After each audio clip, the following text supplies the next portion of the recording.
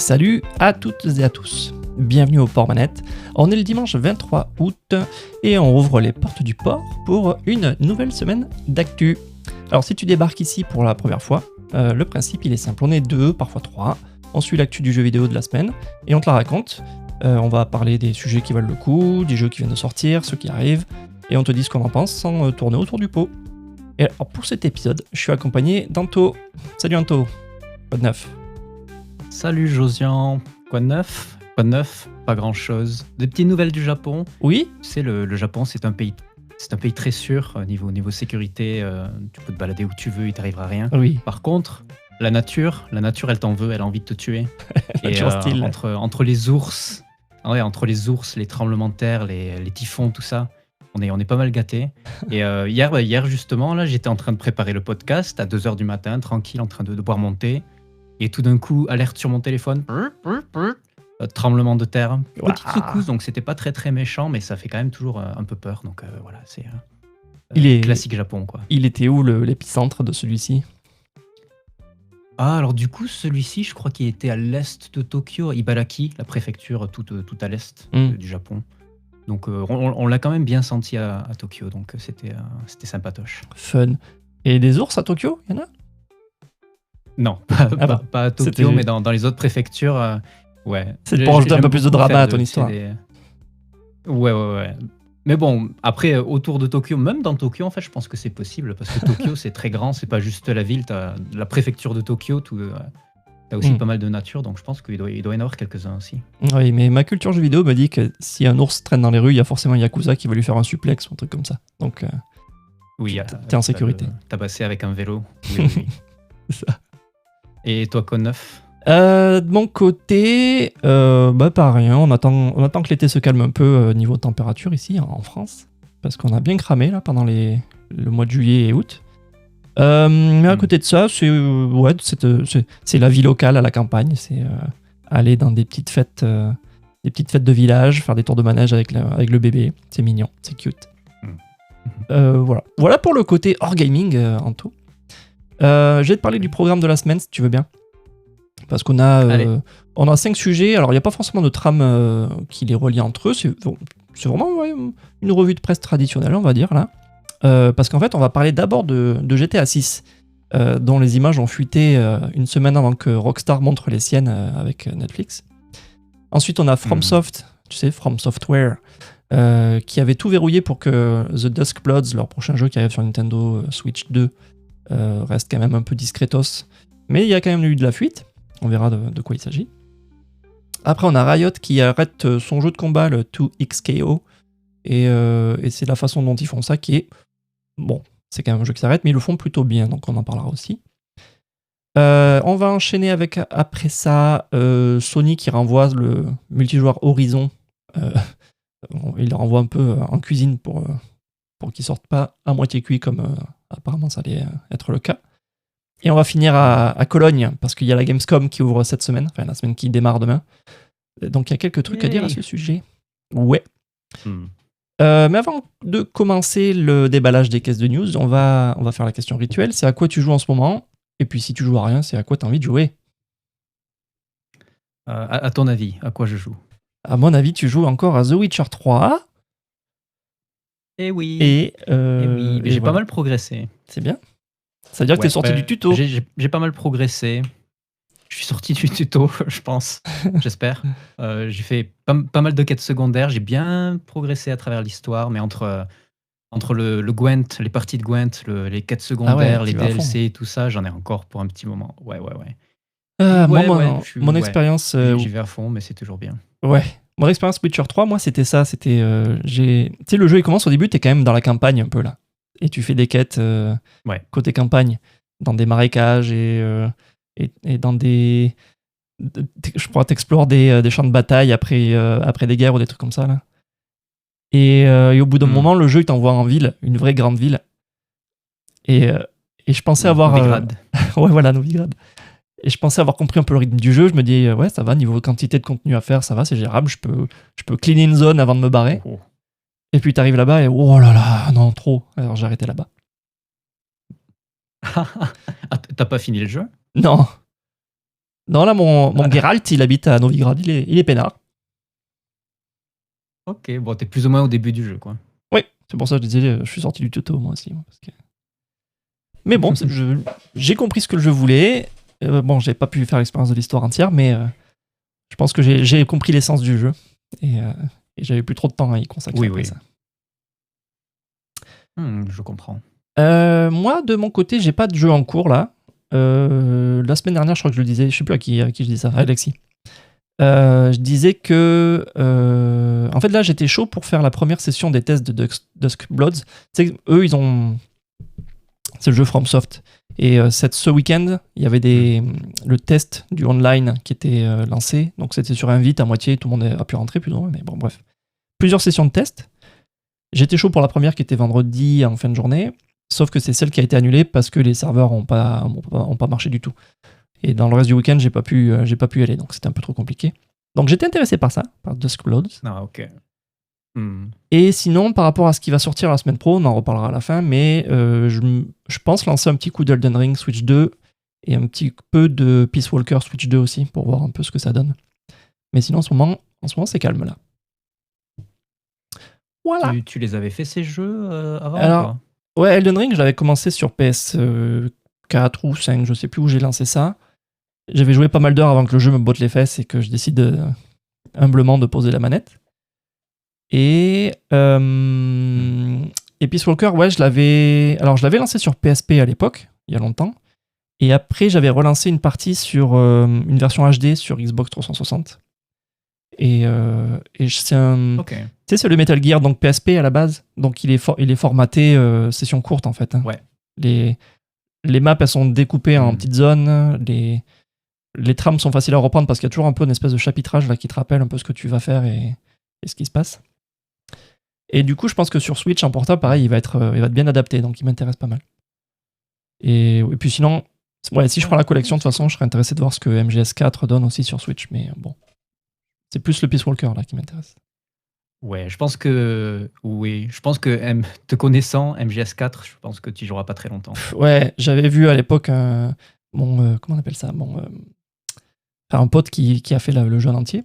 Et à chaque fois que je regardais un petit peu ce qui se passait dans la téloche, c'était de plus en plus bizarre avec un petit singe, un black dans un tank qui... je sais pas trop qu'est-ce qu'il fait, mais voilà, tu vois, dans les différents théâtres armés. Oui, et des cinématiques de 20 minutes toutes les 10 minutes. Donc je pense pas avoir le temps pour ça. Voilà pour le petit topo de à quoi qu'on joue. Je te propose qu'on démarre et on se mette à déballer les caisses de news, Anto. Let's go. Allez, c'est parti. Allez, on va commencer du coup par le gros morceau de la semaine. C'est GTA 6. Depuis lundi, il y a en gros une nouvelle vidéo de GTA 6 qui fuite chaque jour. Et ce qu'on y voit, c'est un des persos principaux, Jason, qui tire des paniers de basket devant chez lui, qui fait de l'avion au-dessus de Vice City, qui conduit des bagnoles de course. Et je crois que la dernière en date, là, elle date de hier ou avant-hier, je sais plus trop où on est là. C'est ce perso qui braque une station-service et qui rentre dans un strip club. Et en plus de tout ça, on a vu la map entière du jeu, pareil dans une vidéo comme ça. Et donc il y a Take-Two, donc l'éditeur du jeu, qui fait retirer les vidéos une à une quand ils arrivent à en trouver, et qui ont également fait tomber le site du groupe qui fait fuiter tout ça, les groupes de méchants. Mais le site est revenu ailleurs, et puis la fuite suivante, elle est sortie quelques heures après ce truc-là. Alors avant qu'on parle du fond du sujet, toi, de ton côté, quand un jeu que tu attends depuis des années se met à fuiter de cette manière, tu vas voir ou tu détournes les yeux? C'est quoi ta matière en règle de spoilers? Je pense que j'aurais du mal à me retenir et du coup je regarderai un petit peu quand même, je jetterai un petit coup d'œil. Là, ce qu'ils ont montré de GTA, c'est pas non plus... Enfin, on voit du gameplay, le mec il se balade dans la ville, il fait des petits trucs par-ci par-là, mais c'est rien de l'histoire, donc il n'y a pas vraiment de spoiler. Donc je pense que je jetterai un petit coup d'œil, mais si je vois que ça commence à montrer des choses un petit peu trop dangereuses, j'arrêterai de regarder parce que je préfère quand même garder la surprise globalement. Ouais. C'est un peu pareil, c'est ce que j'ai fait de toute façon, j'ai regardé viteuf en diagonale ce qui est sorti parce que, pareil, curiosité piquée, mais une partie du fun que je trouve moi dans les GTA, c'est de faire l'expérience des détails, de tous les détails qui fourmillent dans le jeu, et de m'en faire cramer la moitié comme ça dans les vidéos, ça m'intéresse pas trop, donc j'ai un peu arrêté de regarder. Ouais. Et ça n'a pas forcément d'impact sur ton envie d'acheter le jeu après coup, quoi. T'as pas l'impression d'avoir eu l'expérience gâchée. Non, pas forcément. Yes. C'est un peu comme quand ils sortent la démo d'un jeu, tu vois, tu joues un peu à la démo. Surtout ce genre de jeu, le open world, ou genre Saints Row, ou tous ces genres de jeux où tu as un accès à une petite partie de la ville et tu peux t'amuser avec le gameplay un peu. Ouais, C'est un peu la même chose, quoi. Ça me gâche pas le plaisir. Si le jeu est bon, je l'achèterai après. c'est noble. Alors du coup, le groupe qui fait fuiter tout ça, il s'appelle Cyberleak. Et apparemment, ils ont bien une version jouable du jeu. Parce que dans un des clips, on les voit écrire leak sur un mur à coups de pistolet, à faire des lettres comme ça. Donc voilà, si ça avait été juste des vidéos volées de chez Rockstar, ils n'auraient pas pu faire ça. Donc ils ont vraiment un build à eux. Donc ils ont un site avec une espèce de manifesto écrit dessus, des espèces de commandements, du genre ne vendez plus de précommande numérique, préservez le contenu solo, arrêtez de vendre du faux DLC solo. Il cite The Crew d'Ubisoft. C'est le jeu que les joueurs ont perdu du jour au lendemain parce qu'ils ont décidé de couper l'accès au jeu et des serveurs. Et donc ils disent sur ce site qu'ils s'arrêteront que quand Rockstar et Take-Two se seront excusés d'aller dans le full des maths et dans ce genre de business. Voilà. Donc ça évoque l'initiative Stop Killing Games, tu sais, qui est un peu plus clean, qui elle lutte pour que ce genre de jeu connecté puisse être préservé d'une manière non connectée lorsque l'éditeur décide d'arrêter, quoi. Alors du côté Stop Killing Games, ils ont réagi tout de suite en disant on n'a rien à voir avec eux. C'est naze parce qu'en plus ils demandent de l'argent pour continuer leur lutte, là, les Cyberleak. Donc voilà, eux ils se détachent complètement de cette espèce d'initiative qui cachée derrière ces commandements qui paraissent clean. En fait, derrière, il y a quand même du bis qui se lance, quoi. Et donc, justement, c'est ce qui m'a fait un peu décrocher, c'est comment Cyberleak essaye de gagner de l'argent. Parce qu'en gros, le public achète leur crypto-monnaie pour voter dans un Discord privé pour choisir la prochaine fuite, le sujet de la prochaine vidéo. Le dernier en date, c'était ça. Les gens ont voté pour le strip club et ils ont eu le strip club, quoi. Et donc, il y a un peu cette espèce de course au vote payant pour diriger vers où vont les leaks. Et depuis la fin de semaine aussi, ils vendent de l'espace publicitaire dans leur propre fuite. Tu peux avoir ton watermark sur la vidéo, sur le site, c'est un peu n'importe quoi. Et donc, en gros, ils ont mis en place une espèce de régie pub, hein, les gars, pour se faire du blé. Alors du coup, si on récapète, ce qu'ils reprochent à Rockstar au départ, c'est sortir GTA 6 en version de disque. Toi qui es au Japon, donc c'est un petit peu ta vision du marché depuis là-bas. Toi qui es au Japon et là où le physique du coup tient encore debout, est-ce que ça te fait quelque chose, toi, d'entendre des gens lutter contre la dématérialisation comme ça du jeu? Je pense que c'est important de lutter contre ça, mais je pense que c'est pas la meilleure manière de le faire. Ouais. Surtout que petite parenthèse sur ce groupe-là, c'est que je trouve que tout ça, c'est très amateur et je pense qu'ils bluffent pas mal, en fait, par rapport à ceux qu'ils ont vraiment. C'est sûr qu'ils ont une version jouable du jeu, mais s'ils avaient vraiment le jeu complet, comme ils pourraient le laisser penser, je pense qu'on aurait vu des choses liées à l'histoire. Je pense qu'on aurait vu le deuxième personnage jouable. Là, je pense qu'ils ont juste une version jouable du jeu, mais qui est quand même assez limitée. Donc, je trouve ça assez amateur au final, toute cette opération-là. Je pense qu'ils veulent juste se faire un maximum de blé. Parce qu'ils ont aussi menacé d'autres éditeurs et d'autres développeurs. Ils ont dit aussi, peut-être que les autres grands studios seront les prochains. On va liquer d'autres jeux, d'autres studios. Et je pense que ça n'arrivera pas parce que c'est pas des hackers. Ils ont juste eu accès en fait à une version jouable de GTA V et ils veulent juste faire un maximum de pognon de GTA 6. Sur ce coup-là. Ouais. Mais ouais. Après, c'est sûr que c'est important, de garder le jeu physique vivant. On en a pas mal parlé déjà, mais c'est vrai qu'au Japon, c'est particulièrement important, le marché de l'occasion et tout ça. Donc, ouais. Mais c'est pas la manière de le faire. T'as déjà été checké dans les boutiques japonaises pour voir la tronche des rayonnages console et que ce soit du neuf ou de l'occasion? Ouais. Ça ressemble à quoi? C'est fourni? assez bien fourni. Ouais. C'est assez fourni. Tu as non seulement pas mal de jeux, mais tu as aussi beaucoup d'accessoires parce qu'au Japon, ils aiment bien les goodies et tout ça. Donc, c'est pas que des jeux, tu as aussi beaucoup de trucs en rapport avec les jeux. Hmm. Donc, le physique, c'est quand même. Les gens aiment acheter, aiment avoir les choses au Japon. Ils aiment avoir plein de goodies, plein de trucs. Hmm. Donc, ouais. Ouais, cool. Alors du coup, côté riposte, il y a Take-Two qui a obtenu dans la semaine qu'un tribunal fédéral aux US puisse assigner Microsoft et Discord Alors c'est pas les assigner en justice, mais c'est les obliger à fournir des infos pour arriver à trouver qui sont les méchants qui font fuiter tout ça. Donc c'est pour avoir des adresses email, des IP, des numéros de téléphone, enfin tout ce qui peut permettre de remonter jusqu'aux gens. Et bon, ils ont tous dit oui, on coopère, on n'est pas là pour de toute façon faire les flics, parce que ça leur fait un petit peu aussi de la mauvaise pub à eux, parce que il y a il y a pas mal de trucs qui sont hostés sur GitHub, donc qui est une propriété Microsoft maintenant. Il y a un Discord de leakers, enfin comment on dit, de rumeurs GTA 6 qui est un peu le point central de là où sont orchestrés les différents votes et tout ça. Donc il y a moyen, je pense, hein, si tout le monde collabore, de retrouver qui sont ces gens.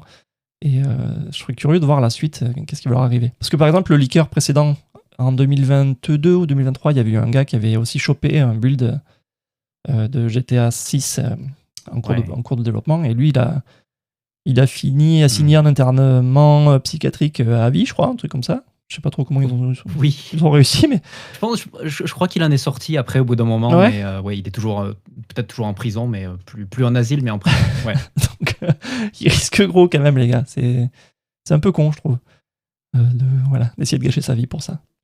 C'est con. Donc voilà. Et l'autre effet de bord avec cette histoire-là, c'est que pendant que Take-Two fait retirer les vidéos et tous ces trucs-là, il y a des fichiers piégés qui se mettent à pulluler sur les torrents et autres lieux de téléchargement. Déguisés en copie pirate de GTA 6, en fait, derrière, il y a des spyware, des malwares, il y a des virus, quoi. Et donc, les gens s'infectent en espérant télécharger une version pirate de GTA 6.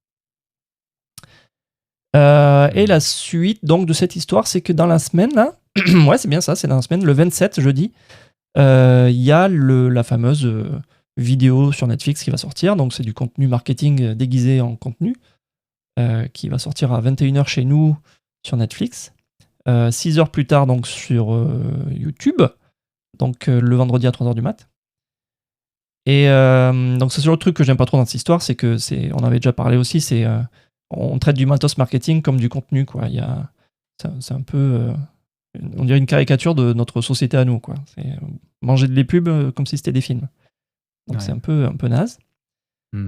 Chez toi, vu que tu es au Japon, le machin Netflix, il va tomber à 4h du matin, je crois. Et du coup, la version gratos, tu l'auras, toi, à 10h. Mais tu vas faire quoi? Tu vas mettre ton réveil et mater la version Netflix, ou tu vas juste attendre le lendemain tranquillou avec ton café et le regarder? Étant donné que je suis pas trop intéressé par GTA, je vais attendre. Yes. Après, j'essaie de m'imaginer si c'était un autre jeu, par exemple. Bah, imagine-toi aussi si le c'était. remake d'Ocarina of Time ou quelque chose comme ça. Ouais, voilà, par exemple, ouais. Ouais. Bah, si c'était Ocarina of Time, voilà, le donc si prochain. c'était du coup un jeu qui m'intéressait. Ouais. Bah ouais, du coup, je me demande parce que là, du coup, ça me dérange pas forcément, même cette exclusivité Netflix. Je me dis, bon, c'est pas génial, mais c'est pas non plus la fin du monde. Mais si c'était un jeu que j'attendais vraiment venant d'une entreprise que je respecte, je pense que j'aurais plus de problèmes avec ça, ouais. Et du coup, bah, je pense que j'aurais regardé en live. J'aurais pas attendu. Ouais, je pense que je serais un peu pareil que toi. Si c'est vraiment une licence qui me tient à cœur, et par exemple, si on m'annonce un nouveau Rival School avec une exclue sur Prime à 2h du matin, je pense que je suis debout pour regarder de quoi il s'agit. Ouais. De toute façon, on l'a déjà fait dans le passé de rester à des heures pas normales pour regarder des conférences E3 et tout ça, donc ouais, c'est dans notre ADN. Oui. Ok, on va rester sur des images qui sortent trop tôt et des trucs qui sortent trop tôt, mais on va changer de studio et on va changer de continent. On va rester au Japon, hein, Anthony, pour te faire plaisir. Parce que la deuxième histoire de fuite cette semaine, c'est sur The Dusk Bloods. Donc je t'en parlais au tout début, c'est le prochain FromSoft. Donc c'est un jeu dirigé par Miyazaki lui-même, donc le designer légendaire qui a fait le succès des Dark Souls et autres. Et donc c'est un jeu exclusif Switch 2. C'est un multi, 8 joueurs dans une ville de façon un peu gothique avec des persos vampiriques, tout ça. Et donc on en parle parce que ce week-end il y a eu le test réseau du 21 au 24, là, donc il se termine bientôt. Et From Software avait essayé de tout verrouiller autour de ça. C'est sur invitation seulement, même si les invitations n'étaient pas hyper compliquées à avoir. Il faut le Nintendo Online obligatoirement pour jouer. Tu peux pas faire des captures du jeu, parce qu'ils ont demandé à Nintendo de désactiver le bouton de partage de la Switch 2 sur ce jeu. Et du coup, donc le test, il a pas forcément fuité en soi, mais ce qui a fuité, c'est la presse. Il y a un site taïwanais qui s'appelle 4Gamers qui a publié sa preview un jour trop tôt. Et donc, même s'ils ont retiré rapido l'article, ils avaient déjà, tout le monde avait déjà lu, Internet avait déjà mangé l'article, donc tu sais comment c'est une fois publié, Internet là, quoi. Alors du coup, ce qui m'amuse un peu avec cette histoire, c'est qu'ils ont réussi à faire couper le bouton de partage, ils ont réussi à verrouiller vraiment le côté joueur. Mais au final, ce qui sort, c'est le seul endroit qu'ils n'ont pas verrouillé réellement, c'est-à-dire c'est les gens à qui ils avaient donné le jeu pour en parler, ils en ont parlé, quoi. Et alors, on reparle encore un petit peu de fuite et de ta vision de comment tu consommes ça. Est-ce que tu as déjà eu une fuite qui t'a abîmé un jeu un peu dans ce genre-là ? Genre, le contenu qui a fuité, t'as un peu gâché les surprises et un peu entamé le plaisir de découvrir ça tout seul. Pas forcément, j'ai pas d'exemple qui me vient à l'esprit niveau jeu. Niveau film, définitivement. Parce que c'est très facile de spoiler un film, c'est juste un truc de 2 heures et il suffit de regarder un trailer et ça peut spoiler déjà la moitié du truc. Jeu, pas forcément, parce que j'arrive à me contrôler relativement, donc non, jeu, pas vraiment. Moi, je l'avais écrit dans mes notes, là. En 2020, je crois, c'était 2020. Il y avait le scénar entier de Last of Us Part 2 qui avait fuité. Et je m'étais fait spoiler la tronche sur Reddit, comme ça. Un peu dégoûté, parce qu'il se passe quand même des trucs assez radicaux dans Last of Us Part 2. Et donc, j'aurais peut-être voulu faire l'expérience de ça moi-même dans le jeu. Donc, un peu dégoûté. Ouais. Et sinon, je pense aussi c'est ballot, ouais. Je pense aussi aux jeux Pokémon qui, généralement, avant la sortie des jeux, il y a déjà tous les Pokémon du jeu qui fuitent. Alors que je me dis, c'est sûrement un des composants de base du jeu, de les découvrir et d'avoir la surprise de qu'est-ce qui se trouve dans le jeu. Et en fait, apparemment, ça fait partie un peu du folklore de la sortie de jeu Pokémon. C'est bouffer la liste des Pokémon en fuite avant. Alors du coup, ce qu'on voit dans les images du jeu... Ah oui, pardon. Oui, je t'écoute. Ah oui, je voulais juste te dire qu'il y a pas vraiment j'ai pas eu de spoiler par rapport au contenu d'un jeu, mais le genre de fuite qui me dérange, c'est les fuites qui sont avant les conférences, chaque fois, avant le Tokyo Game Show ou le Game Developer, où ils te disent cette année, annonce d'un nouveau Zelda.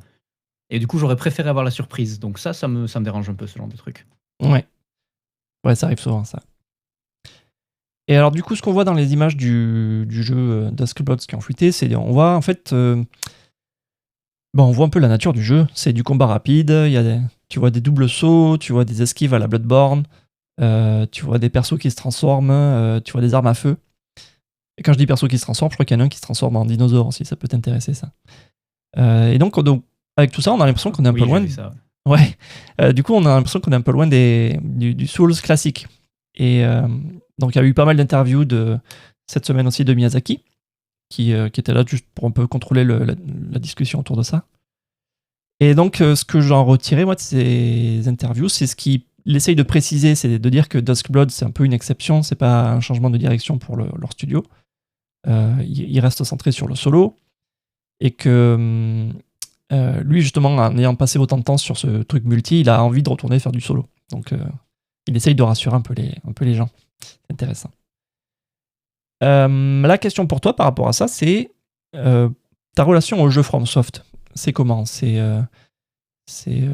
justement les solos FromSoft habituels. Est-ce que tu les consommes seul dans ton coin ou est-ce que les composantes multi qu'il y a dedans, généralement, elles t'intéressent ? Ouais, les composantes multi, ça a toujours fait partie. C'est vrai que c'est des jeux quand tu connais pas trop, tu pourrais te dire que c'est un jeu voilà, purement solo ou très difficile et tout ça, mais ouais, les composants multi, ça a toujours fait partie de ce genre de jeu. Moi, je trouve ça toujours très drôle, ça ajoute un petit charme, tu vois, lire les messages cryptiques laissés par les autres joueurs, Ouais, genre droit devant. Et du coup, tu sais pas ce que ça veut dire, tu sais pas s'il y a un danger ou s'il faut aller droit devant. Et ça me fait toujours rire. ouais. Après, t'es bien content aussi de pouvoir invoquer un autre joueur quand tu te fais botter les fesses par un boss. Donc moi, j'aime bien ça. Ouais, c'est comme ça que je les consomme aussi. Genre, le Elden Ring, il y a une compo multi du même genre où tu peux invoquer des potes à différents spots dans le monde. Il y a des espèces de petits hôtels par-ci par-là. Tu peux. Je crois qu'il y a un truc, je crois qu'il y a une currency à cramer pour pouvoir faire une invocation. Et donc ça fait spawner un copain pour t'aider à clearer une zone ou à cleaner un boss. Donc ça, je l'ai fait souvent. Et t'as aussi le côté invasion, où là, c'est un peu moins sympa. T'as quelqu'un qui vient te botter les fesses, qui est sapé comme un tank, alors que toi, t'es en toge avec des claquettes, et bon, tu te fais défoncer comme ça. Mais ouais, ça fait partie du jeu, c'est vrai, effectivement. Ouais. Le seul, je crois qu'il n'y en a pas de compo du genre, c'est Sekiro, il me semble. Et je me souviens avoir été étonné en lançant le jeu, où vu que généralement c'est ce que je fais, j'appelle à l'aide dès que je peux. J'ai pas pu dans Sekiro, donc j'ai pas été très loin. Parce que même si j'aime beaucoup ces jeux, je suis quand même très nul à ces jeux. Donc voilà. On va rester dans le sujet des multis. Parce que des jeux multi, Anthony, ça peut aussi s'arrêter, on le sait très bien, mais bon. Il y a Riot qui vient de le faire. Mais oui. Et alors, on va parler de comment ils ont abordé ça. Donc, ils ont annoncé le 20 août qu'ils arrêtaient le développement de 2XKO. Et donc, ils arrêtent ça en décembre, réellement. Et donc, ce truc-là, c'est leur jeu de baston qui est basé sur League of Legends, qui est sorti sur console en début d'année, là, en janvier. Et la raison qu'ils donnent à l'arrêt des développements sur le jeu, c'est la vérité, c'est qu'il n'y a pas assez de joueurs qui restent pour justifier de payer une équipe pour bosser sur le jeu, quoi. Il n'y a pas assez de joueurs pour payer. Et donc, ce qui est intéressant, c'est comment ils annoncent et comment ils annoncent gérer ça. Parce qu'en gros, ils vont garder les serveurs allumés. Ils s'engagent quand même à sortir les 2 persos restants prévus plus tard dans l'année.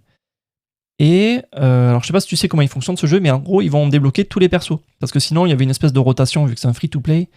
Il y avait moyen de gagner des persos, mais sinon, pour la version gratos, il y avait une espèce de rotation. Donc là, ce qu'ils vont faire, c'est qu'ils vont tout débloquer, donc tu auras accès à tout le roster dès le départ.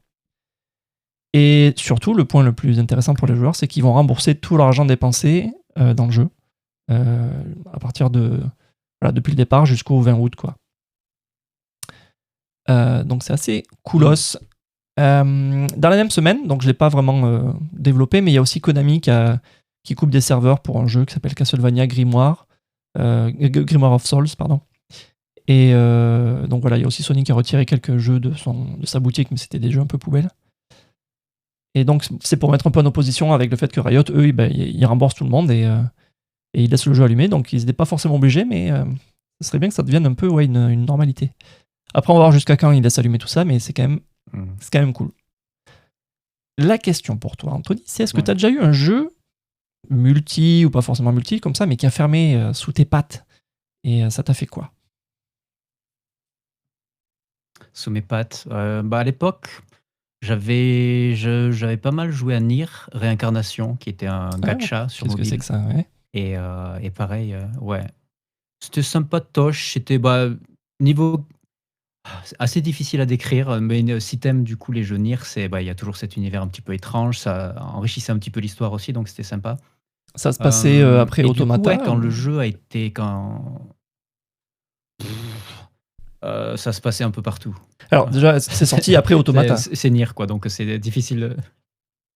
C'était sorti après Automata, ouais. Okay. Et c'était très étrange. Il y avait plusieurs périodes temporelles qui se mélangeaient, plusieurs univers. C'est un peu étrange. Mais bref. Et du coup, quand ils avaient annoncé que le jeu allait fermer, ils avaient été aussi relativement sympas. Ce qu'ils avaient fait, c'est que du coup, ils avaient immédiatement arrêté les transactions monétaires. Donc, la boutique était complètement fermée. Et ils avaient augmenté les drops dans le jeu. Donc, les tickets gacha, tout ça, et qu'ils avaient été vachement boostés. Donc, du coup, tu pouvais looter comme un gros porc jusqu'à la fin des serveurs. Donc, voilà, c'était une fin honorable pour le jeu. Ouais. Ok. Moi, de mon côté, j'en ai 2 récents dans ce genre-là. Je faisais partie des 12 personnes qui jouaient à Concorde avant qu'ils décident d'arrêter le jeu. Et du coup, ouais, j'étais connecté le jour où ils ont stoppé les serveurs. Donc j'ai vécu le shutdown en direct. C'était émouvant.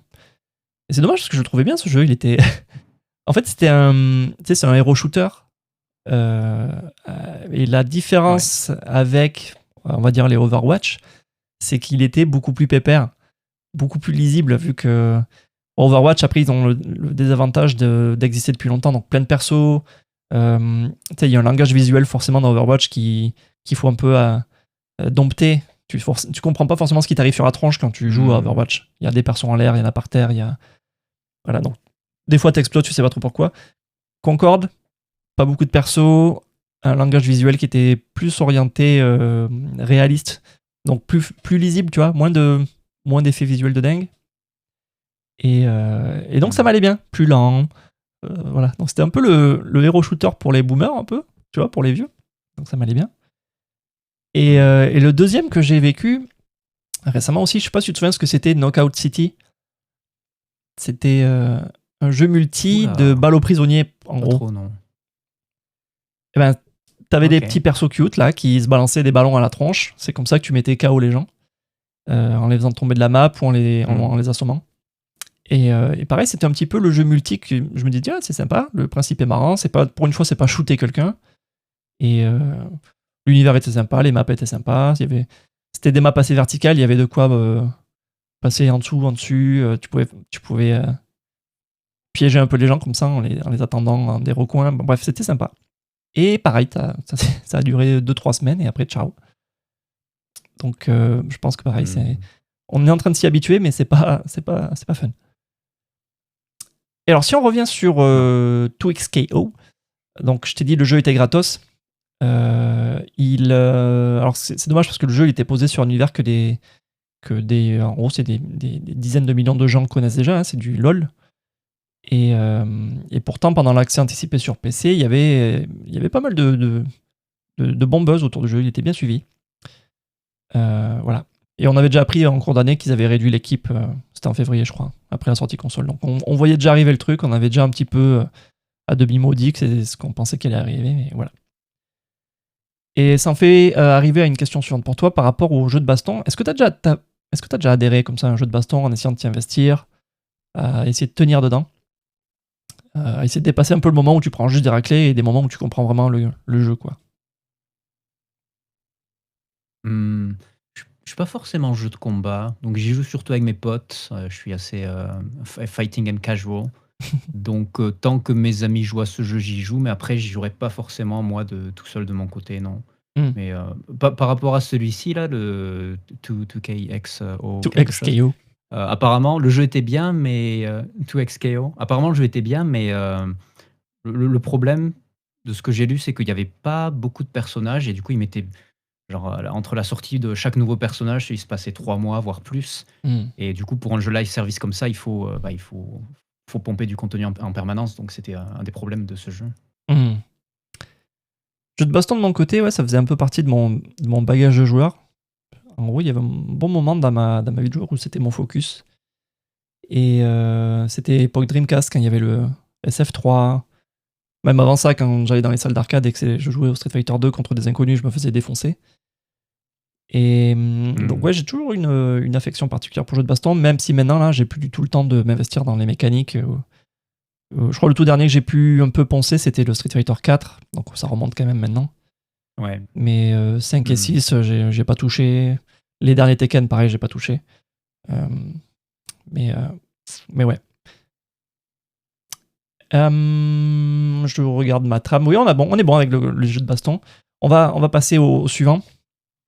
Avec donc c'est pas un jeu qui s'arrête, mais c'est un jeu que Sony essaye de sortir. Et c'est au sujet du multijoueur Horizon. Donc cette semaine, d'après Jason Schreier, tu sais, c'est le journaliste de chez Bloomberg là, qui est sur tous les bons coups, il nous rapporte, ce bon monsieur Schreier, que donc c'est du conditionnel, hein, c'est source à lui, c'est du soi-disant interne. On peut lui faire confiance quand même, c'est pas un pignouf. Mais c'est juste pour dire que Sony, ils n'ont rien confirmé. Mais bref, il semblerait que Guerrilla, donc les développeurs des jeux Horizon, ils seraient en train de revoir Horizon Hunter's Gathering. Donc tu te souviens, c'est un jeu qu'ils avaient annoncé en février sur PS5 et PC. C'est un espèce de Ouais. jeu multi, un looter multi qui ressemble un peu à du Monster Hunter. On sait pas trop jusqu'où ça va. Mais bon, bref, dès la première bande-annonce, l'accueil avait été plus que tiède, quoi. C'était du froid plus. Et également, d'après la presse, il y a eu un test interne en juin qui est revenu assez mauvais. Et donc, depuis, il y a le studio Guerrilla qui, en fait, ils sont en train de retirer tout ce qui était la partie live service du jeu. Et ils essaient de transformer ce qui reste en jeu coop plus petit avec une histoire, mais dégager tout ce qui était live service, tout ce qui était pour faire de la thune et rendre ça un jeu infini, quoi.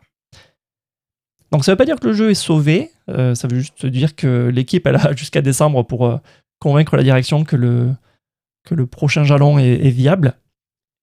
Si ça ne l'est pas, je sais pas trop ce qui va se passer. On sait aussi que la plupart des devs sont déjà partis sur autre chose pour en fait lancer le prochain Horizon. Alors pour situer cette histoire de jeu live service chez Sony, c'est pas le premier qu'ils arrêtent et qu'ils transforment. Ils ont déjà arrêté un live service God of War en cours de développement. Il était chez Bluepoint. Ils en ont arrêté un chez le studio qui faisait The Last of Us. Ils en ont arrêté un Spider-Man. Donc tout ça, c'est avant même que ça sorte.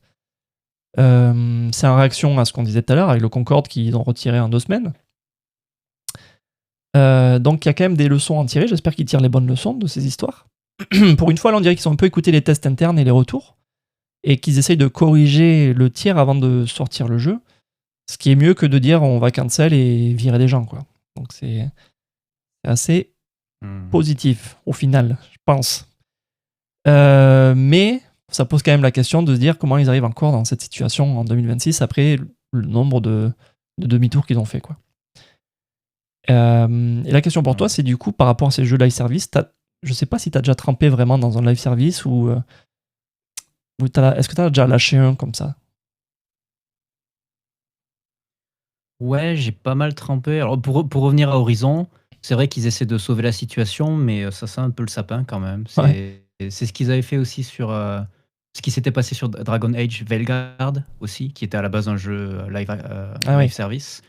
Et à cause de tous les échecs des jeux live service qu'il y avait eu, Concorde et tout ça, et du coup ils avaient fait machine arrière, ils avaient retransformé ça en jeu solo, mais au final c'était voilà, un petit peu une déception ce jeu. Donc ça me fait penser un peu à la même situation. Après live service, moi j'en ai fait pas mal. J'avais fait Destiny 2, j'avais pas mal joué à celui-là. Diablo 4, du coup, qui est aussi live service. C'est marrant, je Et le rangeais live pas service, forcément. le seul que j'ai pas lâché. Diablo 4, je le rangeais pas forcément en live service. Ah, vas-y. Alors, il est payant, c'est pas un free-to-play, mais c'est carrément live service parce que tu as toujours du coup du contenu, des nouveaux events, des battle pass et tout ça. Donc, Ah oui, ouais. c'est carrément live service. Ouais. Et ouais, le seul live service que j'ai pas lâché, c'est Warframe, auquel j'arrête de jouer régulièrement, mais après, en fait, j'y joue par période à ce jeu. J'y joue pendant genre 1 an, et après, je laisse tomber, j'y retourne 1 an ou 2 ans plus tard. Ouais. Mais le truc qui me fait arrêter, souvent, le live service, c'est le FOMO. Tu vois ce que c'est? Fear of missing out. Où, en gros, tu te sens obligé de jouer parce que tu as peur de passer à côté du contenu, genre contenu exclusif pendant cette période. Si tu joues pas, tu pourras plus l'avoir. Et ça me dérange beaucoup parce que du coup, j'ai l'impression je me sens obligé de jouer au jeu, même quand j'ai pas envie d'y jouer. Ouais. Et c'est toujours ça qui me fait laisser tomber les live services. Ok. Tu parlais de Warframe. Tu sais, ils sont en train de préparer un autre live service. Soulframe, je crois que ça s'appelle. Soulframe. Soulframe. Ouais. Tu comptes l'essayer, ce truc-là? Alors, j'ai eu accès à la bêta. Je sais pas si c'est une bêta ou autre chose, mais ouais. Après, bon, je suis pas le seul, il y a beaucoup de gens, mais du coup, ouais, c'est un petit peu un Souls-like version Digital Extreme. L'univers est sympa, mais j'ai pas accroché au gameplay. C'est très très différent de Warframe, du coup. Warframe, c'est ninja dans l'espace, super adrénaline, qui va à 2000 à l'heure. Ça, c'est du coup beaucoup plus lent et beaucoup plus classique d'une certaine manière. J'ai pas accroché, mais j'apprécie l'initiative. Ok. Alors du coup, l'autre info dans le rapport de Jason Schreier, ça concerne ce que fait le reste de l'équipe. Donc c'est qu'ils ont réduit carrément l'équipe qui travaille sur ce multi-horizon. C'est devenu une toute petite équipe et le reste du studio est parti travailler sur le prochain Horizon solo. Et le dernier Horizon, le Forbidden West, il est sorti maintenant il y a un peu plus de 4 ans. Et ce qui est un petit peu relou dans cette histoire, c'est que donc, on le sent bien quand on est joueur play, c'est qu'il y a une espèce de pénurie du jeu solo comme il y a eu à l'époque de la PS4, là, où il y a eu plein de jeux solo super intéressants. Et justement, cette licence Horizon, c'était une des rares où ils sont partis un petit peu de zéro, ils ont tout construit eux-mêmes, et donc de les voir un petit peu gâcher cet effort-là pour essayer différents formats dessus, c'est un petit goût amer. Et je sais plus toi si t'avais joué à ces jeux-là, les Horizons. Ça te parle, Aloy? Ouais, j'avais fini Horizon 1, j'avais pas mal joué. Horizon 2 qui m'intéresse, mais du coup j'ai un petit peu la fatigue des open world. Et apparemment Horizon 2 il est d'une certaine manière moins intéressant que le 1 parce que du coup t'as plus la nouveauté et c'est un peu toujours la même chose. Mais après j'ai envie de le faire quand même. Je pense qu'un jour je le ferai. Il est très joli en plus ce jeu, donc Ouais. ça m'intéresse. Ouais, la version PC, elle est canon apparemment d'un point de vue tech, donc ça devrait bien tourner sur ta bécane. Ouais. Et donc la suite de notre revue de presse, c'est de parler maintenant de la Gamescom, parce que ça commence la semaine pro là, la semaine qui commence lundi. Donc la Gamescom, elle ouvre mercredi à Cologne. Et ce qui nous intéresse un peu plus à nous, vu qu'on est à distance, c'est l'Opening Night Live. C'est la petite conférence live qui a lieu le mardi soir, juste avant. Et donc, ce qu'on sait de la Gamescom, là, cette année, c'est que tous les stands ont été vendus. C'est la première fois depuis que le salon existe, apparemment. Et on apprend que les organisateurs, ils réfléchissent déjà à grandir les lieux pour la prochaine de 2027. Du coup, ça fait quoi? Ça fait plus de 1600 exposants, apparemment, qui viennent de plus de 67 pays. Waouh! Et donc, à ça s'ajoute, il y a ce qui s'appelle la partie congrès. C'est la partie des conférences, le jeudi. Avec des... Bon, ça, c'est pour les pros, hein, c'est pas pour le grand public. Le truc qui est notable, c'est qu'il y a le chef du gouvernement allemand là, qui va y assister pour faire un petit discours, participer à une table ronde autour du jeu vidéo et de la démocratie. Et donc, ce qui est à signaler là, c'est que c'est la première fois qu'il y a un chef d'État allemand qui vient à la Gamescom. Donc, ça prend du poids. Anthony, ces conférences, tu les regardes? C'est un peu la même question que tout à l'heure, mais c'est orienté vraiment conférence là. Tu les regardes en direct ou t'attends le résumé le lendemain? Parce que chez toi, je crois que ça va tomber mercredi 3h du match, je crois. Oui, le problème, c'est que quand on est en France, il n'y a que la Gamescom, du coup, que la Gamescom qui est du coup regardable en direct. Après, quand c'était le 3, Rest in Peace, et le Tokyo Game Show, il y a toujours du décalage. Ouais. Si possible, si je travaille pas le lendemain ou si je me sens aventureux, je regarde en direct autant que possible. Parce que pour moi, c'est toujours... c'est quand même c'est un peu Noël pour moi, enfin pour les joueurs, ce genre d'événement. Donc j'ai mon petit rituel, tu vois, je m'achète une pizza, j'ai ma bouteille de coca et voilà, je dis à ma femme de me laisser tranquille, de ne pas me parler pendant 2 heures et puis je regarde ça et voilà, c'est Noël pour moi, c'est mon petit plaisir. Donc du coup, autant que possible, je regarde en live. Oui. Je fais pareil, mais moi je l'oblige à regarder. Ah, oh. Ouais. Et du coup, elle retient les trucs. Elle me dit, c'est Kojima lui? Non, c'est pas Kojima celui-là. Et alors du coup, il y a 2 autres articles là, qui se sont un peu répandus cette semaine par rapport au gros buzz Gamescom qui commence. Il y a le Geoff Keighley, donc c'est l'organisateur de l'Opening Night Live, qui a dû un peu s'expliquer publiquement sur la façon dont il choisit les trailers pour cette conférence. Parce que certains le soupçonnent de vendre les places, en fait, le placement dans la conf. Faut pas oublier que c'est une succession de pubs au final, et que forcément, il y a un rythme qui fait que la toute première, elle vaut peut-être plus cher, le tout premier spot vaut plus cher que le spot du milieu, et que le tout dernier vaut aussi extrêmement cher. Donc forcément, il y a des gens qui se posent des questions. Et il y a le site Game Industry aussi qui est allé regarder combien un éditeur que personne connaît doit dépenser pour être présent au salon. Et la réponse, c'est des millions de dollars. Alors, c'est pas un petit éditeur ridicule, hein, c'est un éditeur chinois, je crois, qui a une dizaine de jeux à montrer. Et ils ont acheté un gros morceau de un gros morceau de stand pour pouvoir faire même des reconstitutions de décors, des trucs comme ça. Donc ils ont foutu les dollars. Et donc ouais, toutes ces questions-là, c'est parce que comme tu le disais, il y a l'E3 qui est mort depuis pas mal d'années. Et au final, il reste plus que quelques rendez-vous annuels, comme ça, où l'industrie peut montrer ce qu'elle prépare. Et du coup, ceux qui ont de l'argent, ils sont vus, et les autres, moins. Et alors, au final, moi, j'accuse pas Kili, parce que c'est son boulot de faire ça. Comme je dis à chaque fois, c'est du marketing. C'est 2 heures de pub. Donc forcément, il faut orchestrer ça, il faut que... Voilà, il y a forcément du biz qui est fait. Mais le truc qui est un peu nul avec cette histoire, c'est que quand il n'y a plus qu'un seul rendez-vous, ce qu'on vend, ce qu'on voit, c'est ce que ceux qui ont payé, on voit ce qu'ils ont payé, quoi. C'est ça que j'essaye de dire maladroitement, en essayant d'arriver au bout de ma phrase. Ouais. Alors, côté Xbox, on pourrait se demander est-ce qu'ils seront présents ou pas, vu que niveau com aussi, on ne sait pas trop ce qu'ils sont en train de faire. Et en fait, de son côté, eux, ils vont fêter les 25 ans de Xbox à la Gamescom. Et donc, en fait, ils vont avoir un gros stand, le plus gros depuis un moment, même, je crois, le plus gros depuis qu'ils viennent. Il y aura pas mal de kiosques jouables. Ils vont montrer ce qui est dans le four, un peu, qui s'apprête à sortir. Il va y avoir Fable, il va y avoir le nouveau Gears of War, le E-Day, il s'appelle. Il y aura du Modern Warfare 4, il y aura le nouveau Metro, il y aura du Alien Isolation 2. Et donc, le gros focus, je pense, ça va être la partie Gears, où ils veulent vraiment montrer au public que le jeu est fun et le mettre dans leur papate. Voilà, pour rebondir là-dessus, t'as déjà fait un salon de genre, toi, un gros salon, genre Gamescom ou je sais pas, Paris Games Week ou Tokyo Game Show? Un gros événement, alors j'avais fait la Paris Game Week, j'avais fait le Micromania Game Show Waouh. et aussi le Tokyo Game Show, du coup. Et ouais, ce genre d'événement, c'est sympa. L'expérience est sympa, c'est bien parce que voilà, tu ramènes plein de goodies chez toi, des petits trucs en rapport avec les jeux.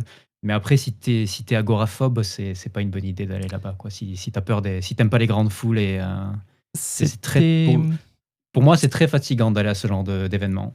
Ouais, c'est beaucoup de marches et beaucoup de queues. C'était avec toi Attends, comment ça s'appelle? Non, c'était de la Japan Expo, je crois. C'est ça, non? C'était, tu sais, il y avait un 50-50 Japan Expo et Comic Con. Japan Expo, c'était... Ah oui. Tu te souviens de ça? J'ai l'impression que c'est celui que j'ai en tête où il y avait le plus de monde. Aussi, ouais. Oui, c'était... Ouais. Bah, du coup, pour moi, l'événement où il y avait le plus de monde, c'était le Tokyo Game Show. Du coup, j'y étais allé en 2018, il me semble. Et c'est costaud, quoi. C'est infernal. Déjà, quand tu as la file d'attente pour rentrer dans le salon, c'est... wow. Alors, c'est comment l'expérience côté public TGS? C'est une longue queue dehors et une fois dedans, ça ressemble à quoi? Très très long queue dehors et après, une fois que tu es dedans, bah, c'est beaucoup de foule. Donc, du coup, c'est pas... Voilà, il faut un peu pousser les gens parfois pour aller à travers les stands les plus populaires. Mais ça reste quand même gérable. Après, j'avais joué à aucun jeu parce que les files d'attente pour jouer au jeu étaient super longues. Donc, c'était... Donc, du coup, voilà, je m'étais juste baladé à l'intérieur. J'avais ramené le plus de goodies possible et puis voilà, quoi, c'était mon expérience. C'était quoi le ou les jeux notables dans cette édition-là, quand tu y étais?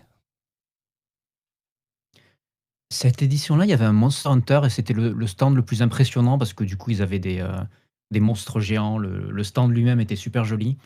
Je me souviens pas exactement. C'était l'époque aussi où il y avait Let It Die, tu sais, le jeu de Suda Goichi. Ah, voilà notre live service qu'on a tenté. Ouais. Et du coup, ah bah oui, cela aussi, ouais, du coup. Et du coup, il m'avait donné une carte avec un code que je pouvais utiliser pour downloader des trucs dans le jeu. Ouais, c'était cette époque-là. Cool. Alors, revenons à la Gamescom, parce qu'on en sait un peu plus aussi sur le programme, ce qui nous attend, sans forcément nous spoiler la conférence, le marketing. Côté programme, donc, il y a quelques confirmations plus ou moins solides. Donc, on sait qu'il y a monsieur Hamaguchi, le mec de FF7, qui sera là pour nous montrer le dernier morceau qui va sortir bientôt. Bientôt, c'est quoi? C'est printemps 2027. On sait que, bon, comme je l'ai dit, on verra beaucoup de Gears. On verra aussi Konami avec son Silent Hill. Ils vont essayer de nous le revendre. Il sort en septembre, donc ça s'inscrit bien dans leur élan marketing pour le cycle de vie du jeu, là, donc il sort bientôt. Et pour toi, Anto, on sait qu'on en verra un peu plus sur l'extension qui sort bientôt de The Witcher 3, 12 ans après la sortie du jeu. Donc, est-ce que tu es prêt à continuer à jouer à ce jeu? Content? En fait, je pense que j'ai commencé pile poil au bon moment parce que du coup, je pense que je vais finir le jeu dans maximum 2 mois peut-être et du coup, j'aurai quand même une bonne pause. Je vais pouvoir prendre une bonne pause avant la sortie du prochain DLC, donc voilà, histoire de pas faire une overdose. Et oublie pas que t'as Donc, du les... coup, pour moi, je pense que c'est parfait, mais ça doit faire... t'as les DLC existants à faire Oui. aussi. Ouais. Oui, bon, bref. Je vais essayer de finir le jeu d'abord, on verra après si je fais les DLC ou pas. Mais du coup, par contre, ça doit faire bizarre pour les gens qui ont joué au jeu à la sortie. Ouais. Les gens qui n'ont pas joué au jeu depuis 10 ans, ça doit faire bizarre de revenir Bah ouais. pour un nouveau tour. Quoi. En plus, tu te souviens un peu de la réception de Witcher 3 à la sortie? Parce que c'était pas idyllique avec les joueurs dès le départ. Au début, ils sont un petit peu ramassés. Et c'est pas le jeu qui a lancé la mode de on refait tout après la sortie, mais il y avait un peu de ça. Ils ont revu le gameplay, ils ont revu les menus, ils ont revu pas mal de choses. C'est avec le jeu auquel toi t'es en train de jouer là, c'est pas du tout le même jeu qui est sorti il y a 12 ans. Et du coup, je sais pas, les fans doivent avoir une... J'ai eu la même expérience avec... Vas-y. Ouais, du coup, oui, carrément, les gens qui ont joué à la version de base du jeu, ouais, je pense qu'ils vont être très surpris. Mais du coup, j'avais aussi la même expérience avec Cyberpunk, qui, pareil, avait eu beaucoup de problèmes à la sortie. Et c'est un jeu, c'était la même chose. C'était un jeu assez décevant à la sortie. Et du coup, ils ont fait plein de mises à jour et ils ont réussi à le sauver. Mais moi, du coup, j'avais attendu aussi. Donc, j'avais joué au jeu une fois qu'il était dans une forme finale. Ouais, ok. Ouais, effectivement, tu m'y fais penser, mais j'ai subi ça, là. Les jeux qui se transforment. J'en ai 2 où j'ai joué avant la transformation. Le premier, c'est... No Man's Sky. Ouais, No Man's Sky, où j'ai joué à la version qui était brute avec des échardes, là, celle qui fait mal aux doigts, où il n'y avait pas grand-chose dedans, mais ça m'avait accroché, ce côté...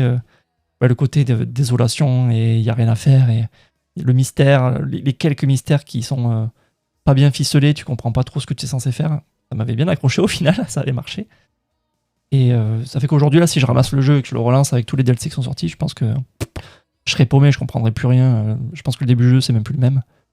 Donc ça me freine un petit peu. Même si j'ai envie de le revisiter, en fait, ça me freine un peu. Et le deuxième, c'est celui que tu mentionnais, c'est Cyberpunk, où je l'ai fait avant la vague de patch. Donc j'ai fait la version un peu pétée, et c'était la version aussi où il y avait des godemichés partout. Je sais pas si tu te souviens de cette histoire. Où le nombre de godemichés au mètre carré, c'était beaucoup plus que ce que tu pourrais imaginer d'une ville comme comment elle s'appelle déjà. C'est pas Liberty City, c'est Night City, un truc comme ça. Du coup, c'était... Enfin, tu sais, t'arrivais... n'importe quel recoin de rue, il y avait des godemichés partout. T'allais dans un bar, il y avait des godemichés à côté des bières. Enfin, c'était... ça devenait distrayant, enfin distractif. Je sais pas comment on dit, tu vois. T'étais là, mais qu'est-ce qui se passe, quoi. Et je me souviens, il y avait un patch spécifique pour retirer la plupart des assets de type godemiché du jeu. Mais voilà, j'ai eu la chance de commencer celui-là. J'ai pas fait cette expérience. Ah, c'était fou. C'était fou. Attends, je reviens sur ma trame. Je pense qu'on a fait le tour de Gamescom. Ouais. Et du coup, on va s'attaquer à ce qui est sorti en termes de jeux cette semaine. Il y en a 3 qu'on a relevés là, en termes de reviews et tout ça. C'est 3 jeux dont on a parlé déjà la semaine dernière dans le chapitre des sorties à venir, et là on est à la sortie accomplie. Alors on va regarder le premier, c'est Mortal Shell 2. C'est le plus gros du lot. Donc il est sorti mercredi dans les 50 balles, il me semble. Et donc c'est un Souls-like, genre à la mode. Et en fait, ce qui est intéressant dans celui-là, c'est qu'ils ont fait un truc que les autres font pas, il me semble, c'est qu'ils ont retiré la barre d'endurance. Donc tu peux enchaîner les attaques et les esquives et tout ça sans t'arrêter. Donc ça fait forcément un Souls-like qui est un peu plus nerveux que les concurrents.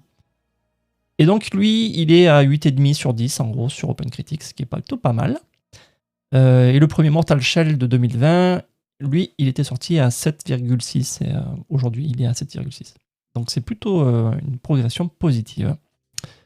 Et donc ce qui revient dans les tests, quand on les lit un petit peu en diagonale, le jeu est comparé à Lies of P. Pas forcément au FromSoft, mais plus à Lies of P. Il y en a qui disent que c'est leur Souls-like préféré depuis Elden Ring, bam. Et ce qui est intéressant, c'est de voir un petit peu ce qu'ils en disent de la mécanique retirée, le côté l'endurance qui est un petit peu un petit peu la mécanique identifiable des Souls-like.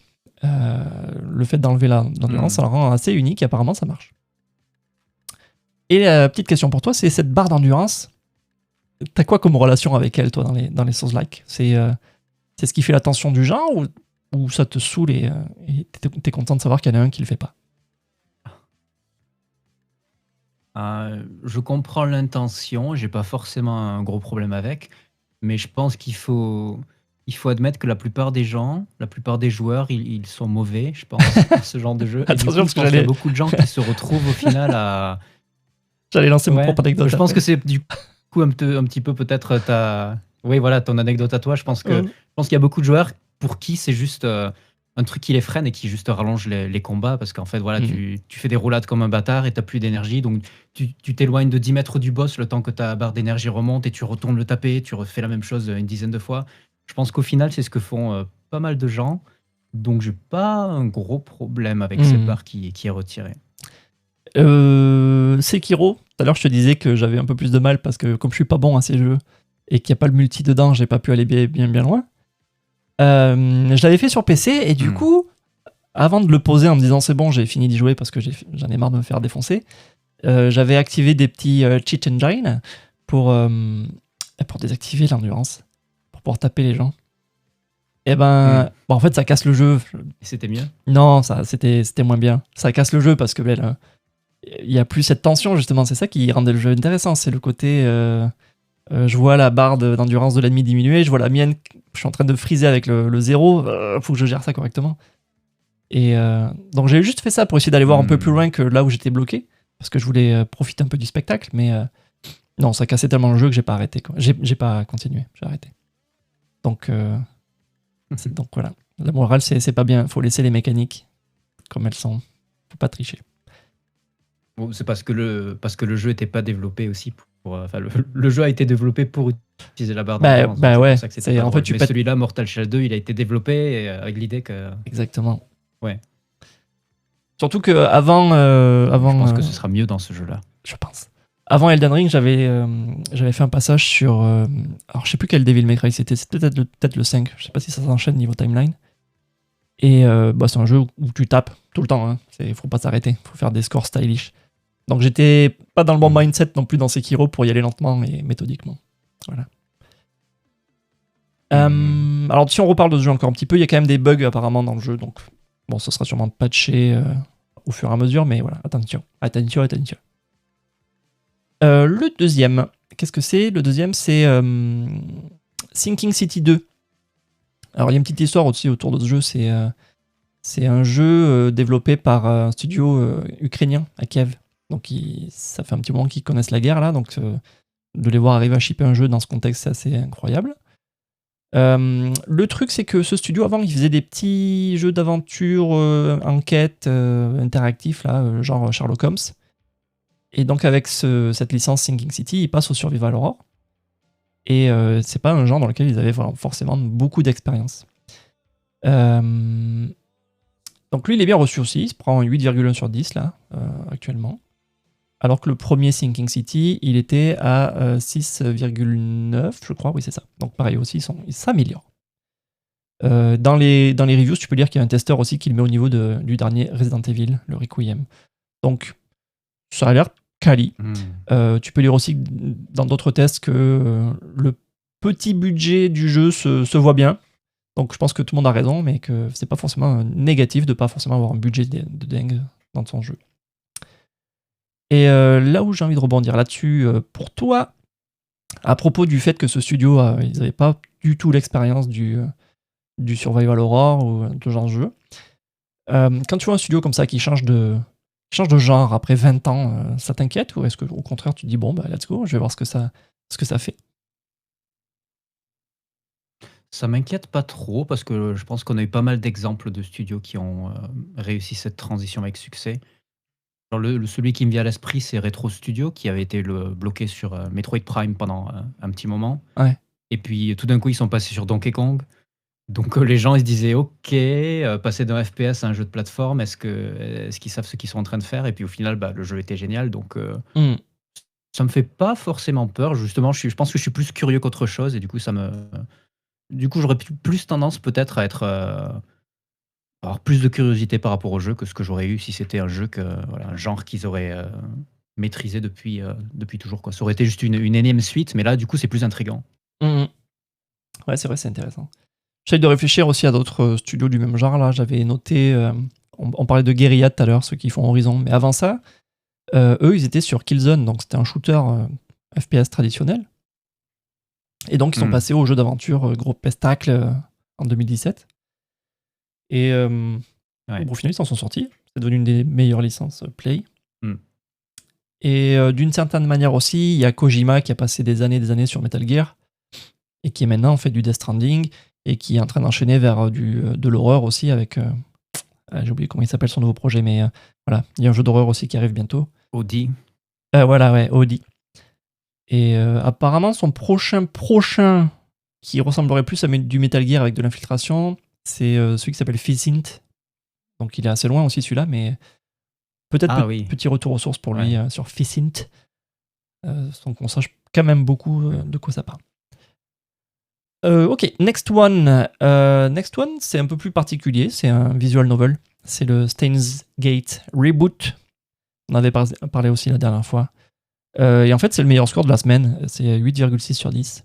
Et donc, c'est un remake, ce machin-là. C'est un remake d'un jeu qui avait déjà été remaké. Donc, c'est du Steins Gate, c'est du visual novel. Ça sort quand même à plein pot. Je crois que c'est du 60 €, je crois, sur PC. Et sur console, il arrive un petit peu plus tard. Il arrive en octobre. Et donc, comme je te disais, c'est déjà un remake. Il y a déjà eu Steins Gate Elite en 2018. Donc, c'est marrant comme il essaye à chaque fois de tirer un peu sur la vache sur celui-là. Alors, c'est un score qui est haut. Et en fait, quand tu lis les tests, la plupart disent la même chose. C'est que c'est bien parce que l'histoire est bien. L'histoire d'origine est bien. Et au final, ce qui a été remaké, les nouveaux visuels et tout ça, certains disent que ça fait perdre le charme de ce que le vieux apportait, le vieux faisait. Donc c'est le genre de critiques qui sont intéressantes à essayer de décortiquer, de se dire, mais en fait, c'est quoi qu'on juge là? C'est le remake ou est-ce que c'est le jeu en lui-même? Donc c'est toute cette question-là qui revient. Parce qu'au final, là, on pourrait se demander si c'est pas le jeu qui est sorti il y a 17 ans qui se reprend en 8,6, quoi. C'est un peu particulier. Est-ce que tu tapes des fois, toi, dans les visual novels? T'en as déjà fait un? J'en avais fait des petits, alors pas des gros à la Steins Gate, mais j'avais fait des petits trucs par-ci par-là. J'ai jamais vraiment accroché, mais je pense que c'est plus un problème de perspective. Parce que j'aime lire des livres, j'aime jouer aux jeux vidéo, mais pour une raison ou pour une autre, j'ai jamais accroché aux visual novels. Je pense que le problème, c'est que je les vois plutôt comme un jeu vidéo, alors qu'il faudrait plus que je les vois comme un livre, je pense. Ouais, j'ai Parce le que du même coup, en problème. tant que jeu vidéo, c'est chiant. C'est très lent. J'ai le même Mais peut-être que problème. si je voyais ça comme un livre, du coup, ce serait un livre interactif et ce serait plus intéressant peut-être à voir. Ouais, en plus, c'est un genre extrêmement populaire, mais j'ai jamais réussi à m'y foutre non plus. Parce que, comme tu dis, j'y vais avec l'optique du jeu vidéo où j'aurais quand même un petit peu de trucs à faire. Et en fait, non, il n'y a pas grand-chose à faire. Hein. Il y a des choix, il y a de la lecture. Ouais. Mmh. Mmh. Yes. Deux derniers petits trucs qui est sorti la semaine dernière. Rapido, c'est le Onimusha Dawn of Dreams. Qui, donc lui, c'est pas une réelle sortie, c'est plus un truc qui a été rajouté au catalogue PS Plus Premium dans la semaine. Donc c'est le jeu PS2 de 2006. Et en fait, c'est le dernier épisode de la série des Onimusha. Et donc tu peux aussi l'acheter à part, hein, t'es pas obligé d'avoir le PS Plus Premium machin. Et donc on en parle parce que le timing il est pas innocent, c'est qu'il y a le Onimusha Way of the Sword, le prochain Onimusha, qui sort en septembre. À chaque fois j'oublie la date, je crois que c'est fin septembre. Donc il est là pour s'inscrire pareil dans un élan marketing. Mais bon, ça fait toujours plaisir de voir Onimusha exister. C'était une licence que j'aimais beaucoup à l'époque. Donc il me tarde que le nouveau arrive. On va checker la semaine prochaine maintenant. Assez chargé parce qu'il y a des grosses licences qui reviennent. Et on va commencer par le nouveau qui s'inscrit dans la licence Plague Tale. Donc celui-là, c'est Resonance, A Plague Tale Legacy, qui sort jeudi. Donc c'est fait par Asobo, tu sais, c'est le studio de Bordeaux, Cocorico. Donc ça s'inscrit dans la licence Plague Tale. Il sort sur tout le monde sauf Switch, je crois. Il y a du PC, PS5, Xbox. Je crois qu'il est Game Pass aussi. Et en fait, c'est pas une suite au Plague Tale précédent, c'est pas une suite à Requiem. C'est un jeu qui se passe avant, c'est une préquelle. Et en fait, on incarne une nana, une contrebandière qui évolue dans une île méditerranéenne façon Crète, un peu, tu vois, une île grecque. Apparemment, c'est l'île de Minos, l'île du Minotaure. Bref, le lieu différent, perso différent, et le genre de jeu change aussi. C'est plus de l'infiltration, c'est de l'action. Genre épée, parade, coup de pied, bam bam. Et ça peut être intéressant.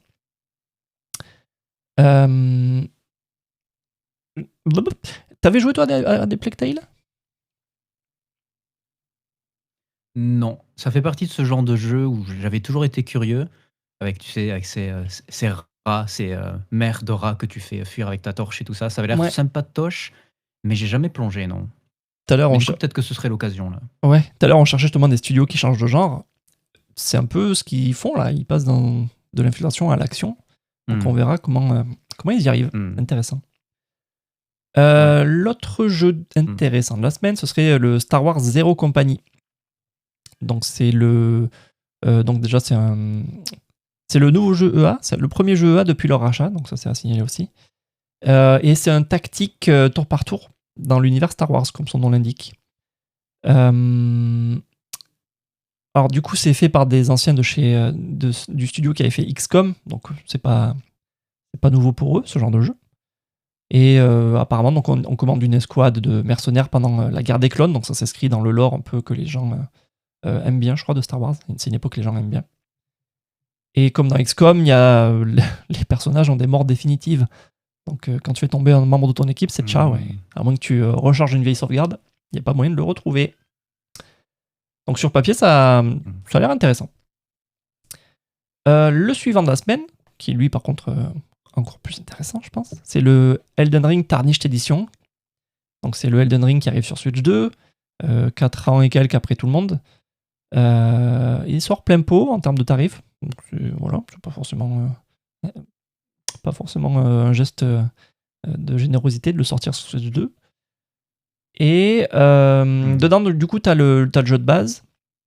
T'as l'extension Shadow of the Archtree qui est sortie il y a quelques temps, où il y a plus d'armes, plus d'armure, plus de contenu tout neuf. Donc c'est plutôt cool. Et voilà, donc j'avais dit au début du pod que je comptais le tester. Je pense que je vais arriver au même endroit que j'avais fait sur PS4. Et bon, je suis toujours curieux de voir comment il va tourner sur Switch.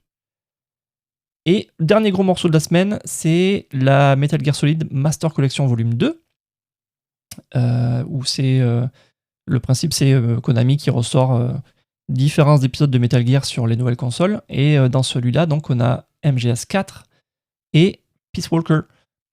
Et également un petit jeu Game Boy qui s'appelait Ghost Bubble. Et du coup, c'est la première fois que MGS4 sort de sa petite prison PS3. Donc ça fait chaud au cœur. Le tout dernier dont je voulais parler aussi, c'est après Metal Gear, c'est le jeu qui s'appelle 1666 Amsterdam. Il y a une histoire un peu bizarre aussi autour de ce jeu. C'est à la base, c'était un projet. Alors, comment ça s'est passé ? Il y avait le gars de chez Ubi qui s'appelle Patrice Desilets, qui était le créateur de Assassin's Creed, qui s'est barré dans des conditions un peu, je crois, pas très très bon terme. Je crois qu'il a été embauché par THQ pour faire THQ Montréal pour bosser sur des jeux là-bas. Donc c'est ce qu'il a fait, il a commencé à bosser sur ce jeu-là, le 1666 Amsterdam. Ils se sont fait racheter par Ubi après que le studio se casse la pipe. Donc ça fait que le Desilets revient dans la boîte Ubi, mais il se refait virer quelques jours après. Donc tu vois, il y a un peu du bad blood entre tout le monde là-bas. Beaucoup de tribunaux, beaucoup de procès pour récupérer le droit de développer son jeu et de partir avec. Il l'a récupéré quelques années après, et donc on en est là aujourd'hui, c'est le jeu au final qui arrive à sortir.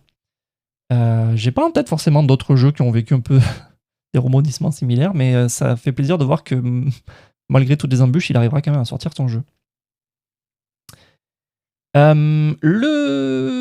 avant de parler des dates Gamescom de la semaine, est-ce que tu as autre chose à rajouter sur le radar, toi? Le radar des sorties? Ah non, j'ai jeté un petit coup d'œil aux sorties. J'ai pas vu grand-chose d'intéressant. Toujours un petit peu. J'ai l'impression que c'est toujours le même genre de jeu qui sort chaque semaine ou plus de. Ouais. Donc non, j'ai rien vu de très Tu intéressant. fais référence à ces jeux où il y a des cats, des chats sur les couvertures? Je sais pas si tu les as vus, ceux-là? Par exemple, Il y a ce genre de truc. Tower Aussi, Full of c'est, Cats. le genre où tu dois ranger ton. Oui, où tu dois trouver des chats, où tu dois faire des trucs. Il y a aussi le genre de jeu où tu dois nettoyer ta boutique. Ouais. Tu sais, où tu as une boutique qui vend des livres ou des objets de Heroic Fantasy et tu dois la ranger. C'est aussi un nouveau genre de jeu qui est populaire ces temps-ci. Oui, c'est vrai, ouais.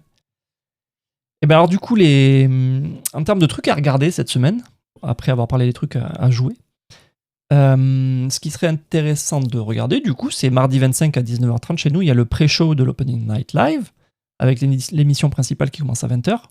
Donc c'est à peu près 2 heures de show, et c'est sur YouTube et Twitch. Mercredi qui suit, c'est la vraie Gamescom qui commence, donc il faut s'attendre à pas mal de mouvements côté news. On aura sûrement pas mal de détails sur des jeux déjà annoncés et peut-être des surprises. L'autre truc, c'est mercredi, il y a le Future Game Show, donc ça c'est aussi intéressant. C'est pas forcément des jeux qui sont en haut de l'affiche, mais c'est toujours intéressant de voir ce qui s'y trame. Donc ça, je te disais, c'est mercredi à 21h. Et ça finit, le dernier morceau de la semaine intéressant, c'est le jeudi 27 à 21h. Il y a le fameux Extended Look sur GTA 6 sur Netflix, donc quelques heures après sur YouTube. Donc je verrai si je le bouffe en direct, pareil avec une pizza façon contenu ou pas. Alors avant de clôturer l'épisode, Anthony, dernier truc avant de fermer. À ton avis, c'est quoi le gros titre de la semaine prochaine? Et j'attends que des mauvaises réponses. Gros titre de la semaine prochaine, l'annonce de Netflix de la production d'un documentaire sur l'histoire des leakers de GTA 6. Ah oui, pas mal. Comme ça, ils pourront faire du double tap, se faire de l'argent sur GTA 6 2 fois. Une fois grâce à l'exclu et aussi grâce au documentaire. Pas mal. J'ai une headline du même genre. Moi, je dis, on va lire la semaine prochaine que le groupe qui a fait fuiter GTA 6 sera sur la scène de l'Opening Night Live pour présenter sa crypto-monnaie. Voilà. On verra qui c'est qui se rapproche le plus d'arrêter la semaine pro. Et du coup, voilà. Les quais sont vides, Anto. Merci. On a bien bossé aujourd'hui. On a tout bien trié. Donc, merci d'avoir été avec moi pour faire ça. Eh bien, merci à toi, Josian. Oui, j'attendais. Je ne savais pas si tu étais frustré de pas quelque chose. Et du coup, non, merci à vous. C'est le décalage horaire. Merci à vous de nous avoir écoutés jusqu'ici. Et si l'épisode vous a plu, comme d'hab, parlez-en autour de vous, partagez ça à quelqu'un qui suit l'actu, ça fera grandir le port. Et donc, cette semaine, gardez un œil sur Cologne avec la Gamescom. Et nous, on en reparlera la semaine pro. D'ici là, jouez bien et gardez le cap. Bye bye. À bientôt.